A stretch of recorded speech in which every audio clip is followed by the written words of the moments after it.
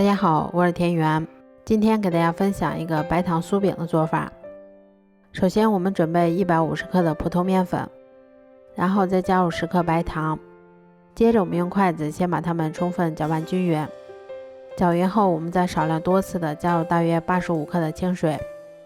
然后用筷子先把它们搅拌成这种面絮状，接着我们再加入10克食用油，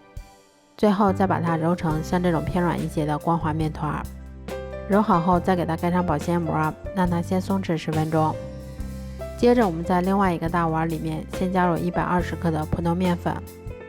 然后再加入70克的食用油，接着我们用筷子先把它们搅拌成这种面絮状，然后再下手把它揉成像这种没有干面粉的面团。接着我们在小碗里面先准备20克的白糖，然后再加入5克的白芝麻，最后我们再加入5克普通面粉，接着我们用筷子先把它们充分搅拌均匀就可以啦。面团醒好后，我们先把它擀成一张厚度约3毫米的长方形饼皮，然后再把我们揉好的油酥面团均匀地平铺在饼皮的表面。铺好后，我们再像这样先把它从两边往中间给它折叠一下，最后再把它擀成一张厚度约3毫米的长方形饼皮。擀好后，我们再像这样先把它从一头慢慢的卷起来，然后再用刀把它切成大小均匀的小剂子。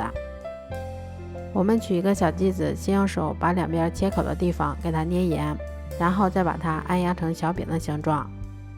接着我们再包入适当的糖馅儿，然后用虎口处把它慢慢的往里收紧，最后我们再把它按压成小饼的形状就可以啦。都做好后，我们把电饼铛先预热刷油，然后再依次放入我们做好的生胚，全程用中小火慢烙，中间给它们勤翻动一下，确保受热均匀。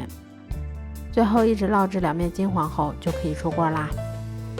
这样做出的白糖小酥饼吃起来非常的酥脆香甜，而且做法也非常的简单快速，用来当做早餐也是很好的选择。如果喜欢的话就试试吧。喜欢我的视频就关注我吧，谢谢您的支持。